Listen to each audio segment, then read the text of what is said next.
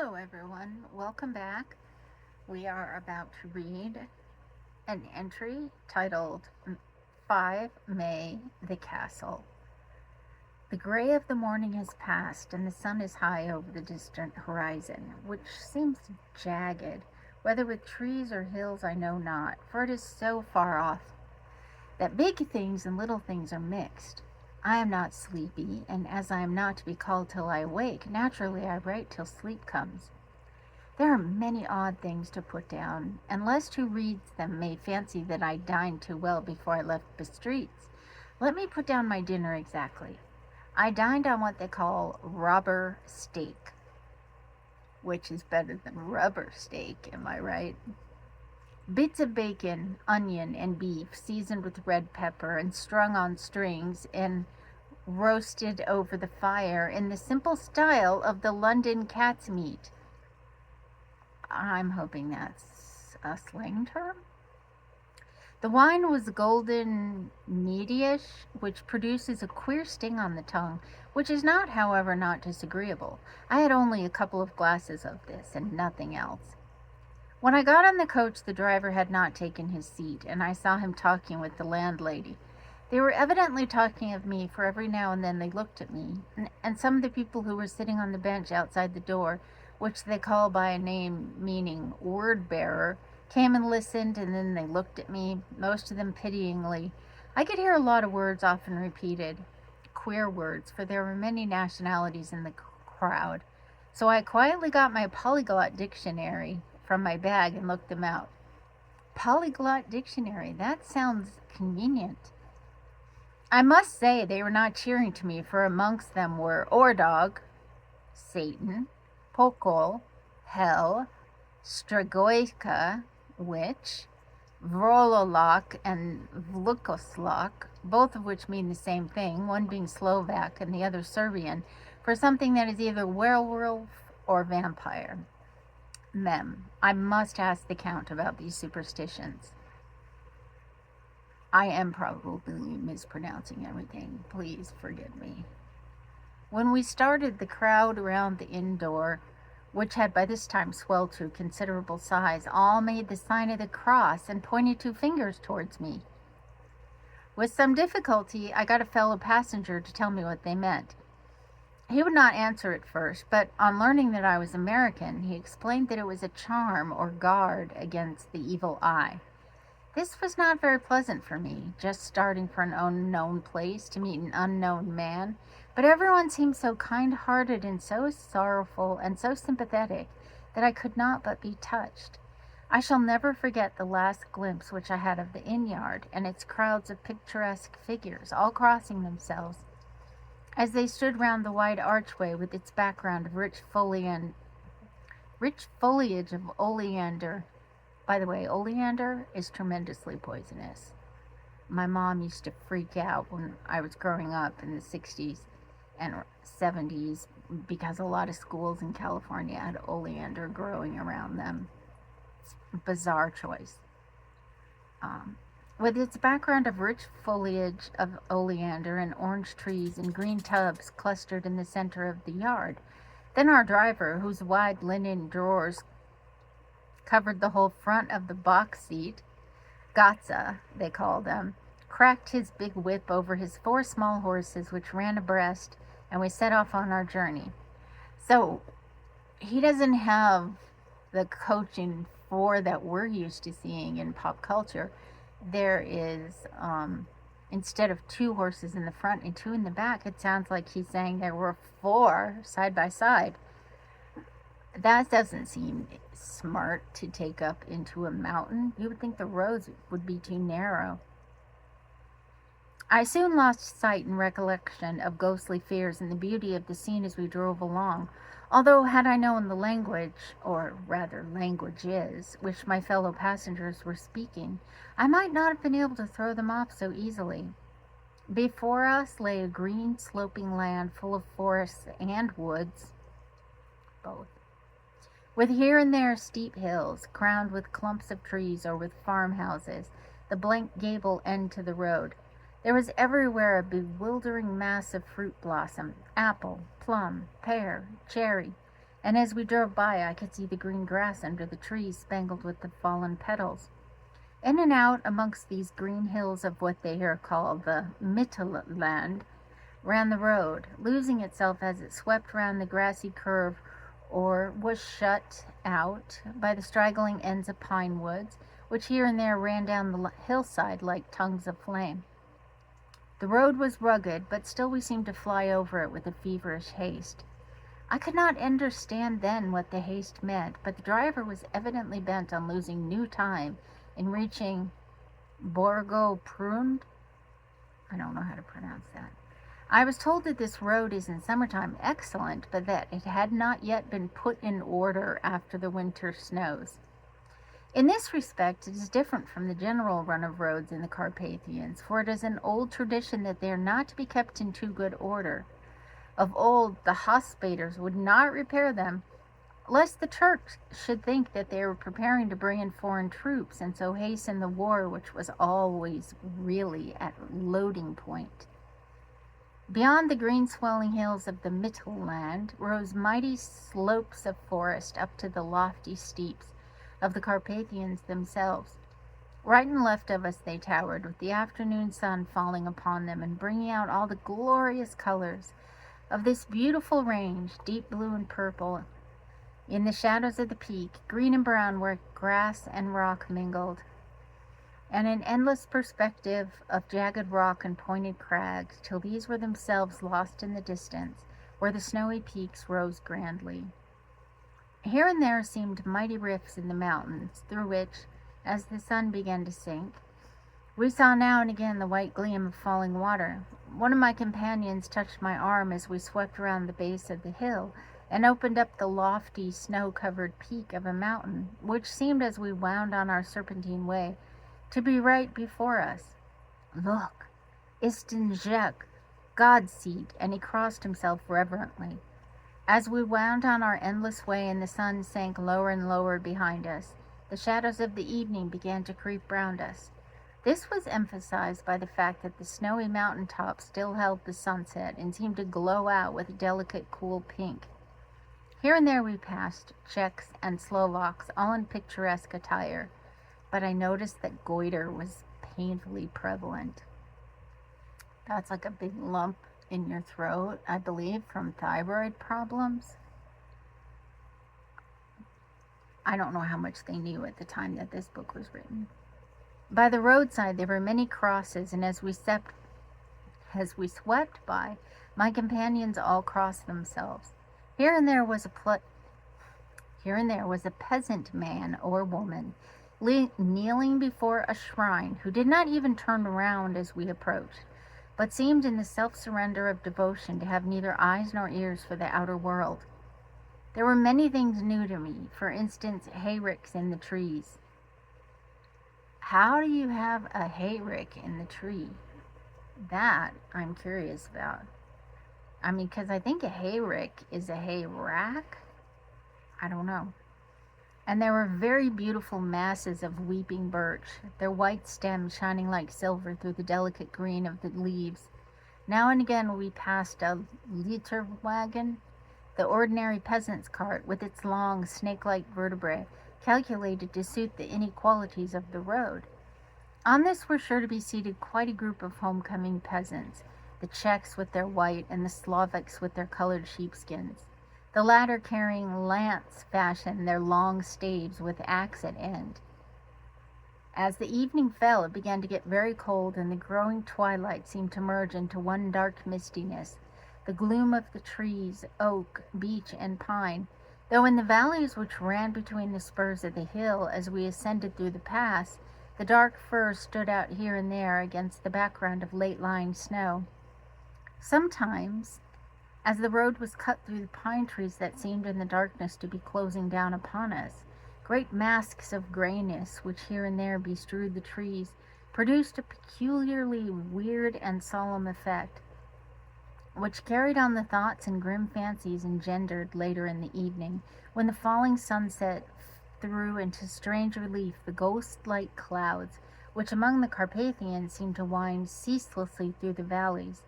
Sometimes the hills were so steep that despite our driver's haste, the horse could only go slowly.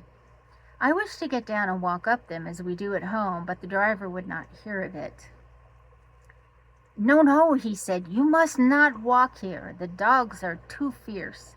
And then he added with what he evidently meant for grim pleasantry, for he looked round to catch the approving smile of the rest, "and you may have enough of such matters before you go to sleep." Well, that sounds like a threat. The only stop he would make was a moment's pause to light his lamps. When it grew dark, there seemed to be some excitement among the passengers, and they kept speaking to him, one after the other, as though urging him to further speed. He lashed the horses unmercifully with his long whip. That's not good.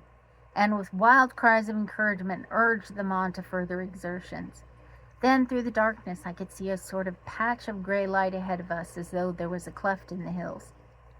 The excitement of the passengers grew greater. The crazy coach rocked on its great leather springs and swayed like a boat tossed on a stormy sea. I had to hold on. The road grew more level, and we appeared to fly along. Then the mountains seemed to come nearer to us on each side and to frown down upon us. We were entering the Borgo Pass. One by one, several of the passengers offered me gifts. That's interesting. Which they pressed upon me with earnestness which would take no denial. These were certainly of an odd and varied kind, but each was given in simple good faith with a kindly word and a blessing, and that strange mixture of fear-meaning movements which I had seen outside the hotel at Bistritz, the sign of the cross and the guard against the evil eye. Then, as we flew along, the driver leaned forward, and on each side the passengers, craning over the edge of the coach, peered eagerly into the darkness. It was evident that something very exciting was either happening or expected, but though I asked each passenger, no one would give me the slightest explanation. This state of excitement kept on for some little time, and at last we saw before us the pass opening out on the eastern side. There were dark, rolling clouds overhead, and in the air the heavy, oppressive sense of thunder. It seemed as though the mountain range had separated two atmospheres, and that now we had got into the thunderous one. I was now myself looking out for the conveyance which was to take me to the Count. Each moment I expected to see the glare of lamps through the blackness, but all was dark. The only light was the flickering rays of our own lamps, in which steam from our hard-driven horses rose in a white cloud. We could now see the sandy road lying white before us, but there was on it no sign of a vehicle. The passengers drew back with a sigh of gladness, which seemed to mock my own disappointment. I was already thinking what I had best to do when the driver, looking at his watch, said to the others something that I could hardly hear. It was spoken so quietly, and in so low a tone, I thought it was an hour less than the time. Then turning to me, he said in German worse than my own, "There is no carriage here. The heir is not expected after all. He will now come on to Bukovina and return tomorrow or the next day. Better the next day." Whilst he was speaking, the horses began to neigh and snort and plunge wildly, so that the driver had to hold them up. Then amongst a chorus of screams from the peasants, and universal crossing of themselves, a caleche with 4 horses drove up behind us, overtook us, and drew up beside the coach. I could see from the flash of our lamps as the rays fell on them that the horses were coal-black and splendid animals. They were driven by a tall man with a long brown beard and a great black hat which seemed to hide his face from us. I could only see the gleam of a pair of very bright eyes which seemed red in the lamplight as he turned to us. He said to the driver, "You are early tonight, my friend." The man stammered in reply, "The English heir was in a hurry," to which the stranger replied, "That is why, I suppose, you wished him to go on to Bukovina? You cannot deceive me, my friend. I know too much, and my horses are swift." As he spoke, he smiled, and the lamplight fell on a hard-looking mouth with very red lips and sharp-looking teeth, as white as ivory. One of my companions whispered to another the line from Berger's Lenore. And then there's a line that I think is in German. No idea how to pronounce it. "Den die Toten reiten schnell." for the dead travel fast. The strange driver evidently heard the words, for he looked up with a gleaming smile. The passenger turned his face away at the same time, putting out his 2 fingers and crossing himself. "Give me the heir's luggage," said the driver, and with exceeding alacrity. I wasn't clear on whether they stopped or were still dashing along as fast as they could with this coach next to them. But I guess they stopped. With exceeding alacrity, my bags were handed out and put in the caliche. Then I descended from the side of the coach. As the caliche was close alongside, the driver helping me with a hand that caught my arm in a grip of steel. His strength must have been prodigious. Without a word, he shook his reins, the horses turned, and we swept into the darkness of the pass. As I looked back, I saw the steam from the horses of the coach by the light of the lamps, and projected against it the figures of my late companions crossing themselves. Then the driver cracked his whip and called to his horses, and off they swept on their way to Bukovina.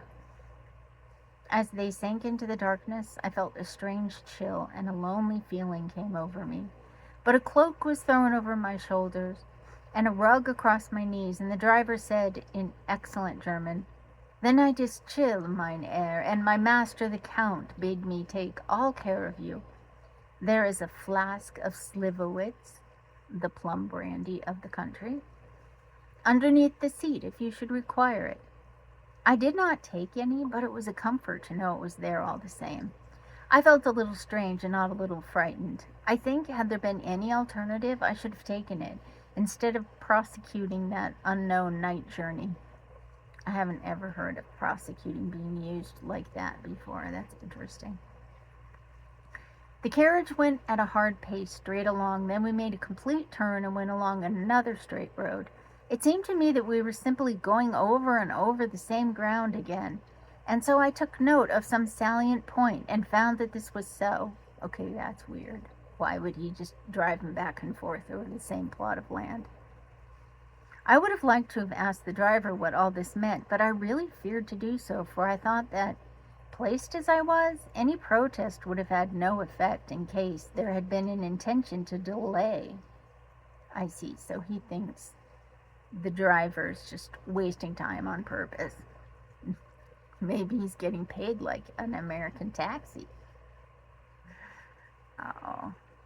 Let's see, where was I? By and by, however, as I was curious to know how much time was passing, I struck a match, and by its flame looked at my watch. It was within a few minutes of midnight.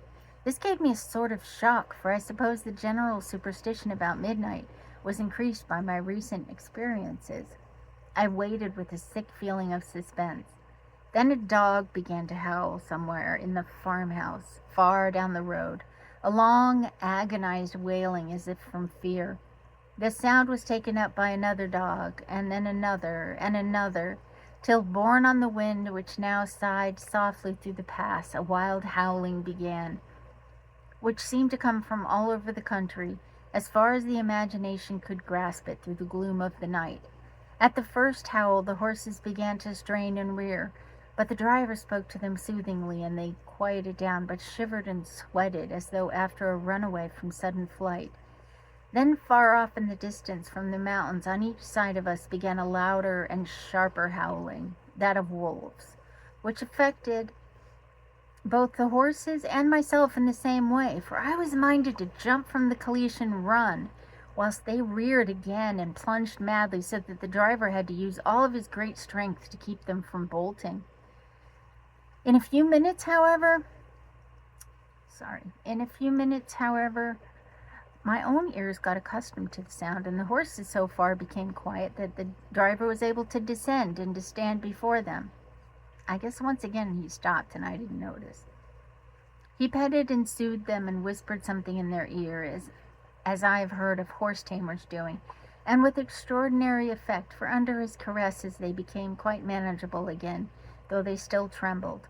The driver again took his seat, and shaking his reins, started off at a great pace. This time, after going to the far side of the path, he suddenly turned down a narrow roadway which ran sharply to the right. Oh, my glasses are steaming up. Soon we were hemmed in with trees. which in places arched right over the roadway till we passed as through a tunnel. My kids used to love the tree tunnel in Bowie. And again, great frowning rocks guarded us boldly on either side. Though we were in shelter, we could hear the rising wind, for it moaned and whistled through the rocks, and the branches of the trees crashed together as we swept along. It grew colder and colder still, and fine powdery snow began to fall, so that soon we and all around us were covered with a white blanket. The keen wind still carried the howling of the dogs, though this grew fainter as we went on our way. The baying of the wolves sounded nearer and nearer, as though they were closing around on us from every side. I grew dreadfully afraid, and the horses shared my fear, but the driver was not in the least disturbed. He kept turning his head to left and right, but I could not see anything in the darkness. Suddenly, away on our left, I saw a faint, flickering blue flame. The driver saw it at the same time. He at once checked the horses and, jumping to the ground, disappeared into the darkness. I did not know what to do, the less as the howling of the wolves grew closer. But while I wondered, the driver suddenly appeared again, without a word, took his seat, and we resumed our journey. I think I must have fallen asleep and kept dreaming of the incident, for it seemed to be repeated endlessly, and now looking back, it was like a sort of awful nightmare. That doesn't sound great, does it? Once the flame appeared so near the road that even in the darkness around us I could watch the driver's motion. He went rapidly to where the blue flame rose. It must have been very faint, for it did not seem to illumine the place around it at all, and gathering a few stones, formed them into some device. I don't know what's going on. Once there appeared a strange optical effect. When he stood between me and the flame, he did not obstruct it, for I could see its ghostly flicker all the same. This startled me, but as the effect was only momentary, I took it that my eyes deceived me, straining through the darkness. Then for a time there were no blue flames, and we sped onwards through the gloom with the howling of the wolves around us, as though they were following in a moving signal. At last there came a time when the driver went further afield than he had yet done, and during his absence the horses began to tremble worse than ever and to snort and scream with fright. I could not see any cause for it, for the howling of the wolves had ceased altogether, but just then the moon, sailing through the black clouds, appeared behind the jagged crest of a beetling pine-clad rock, and by its light I saw around us a ring of wolves with white teeth and lolling red tongues, with long sinewy limbs and shaggy hair. They were 100 times more terrible in the grim silence which held them than even when they howled. For myself, I felt a sort of paralysis of fear. It is only when a man feels himself face to face with such horrors that he can understand their true import. All at once the wolves began to howl, as though the moonlight had had some peculiar effect on them. The horses jumped about and reared and looked helplessly around with eyes that rolled in a way painful to see. But the living ring of terror encompassed them on every side, and they had perforce to remain within it. I called to the coachman to come, for it seemed to me that our only chance was to try and break out through the ring and to aid his approach. I shouted and beat the side of the caliche, hoping by the noise to scare the wolves from that side, so as to give him a chance of reaching the trap. How he came there I know not, but I heard his voice raised in a tone of imperious command, and looking toward the sound saw him stand in the roadway. As he swept his long arms, as though brushing aside some impalpable obstacle, the wolves fell back, and back further still. Well, that's unusual, isn't it? Just then a heavy cloud passed across the face of the moon, so that we were again in darkness. When I could see again, the driver was climbing into the caliche, and the wolves had disappeared. This was all so strange and uncanny that a dreadful fear came upon me, and I was afraid to speak or move. The time seemed interminable as we swept on our way, now in almost complete darkness, for the rolling clouds obscured the moon. We kept on ascending, with occasional periods of quick descent, but in the main always ascending. Suddenly I became conscious of the fact that the driver was in the act of pulling up the horses in the courtyard of a vast ruined castle, from whose tall black windows came no ray of light, and whose broken battlements showed a jagged line against the moonlit sky. Can you imagine traveling all that way only to end up at a ruin? That would be very disconcerting. Excuse me, I'm so sorry. And that is where that entry ends. There is another one with the same date on it, but I'm going to start a new video for that and take a quick drink of my iced tea. Thank you for joining me.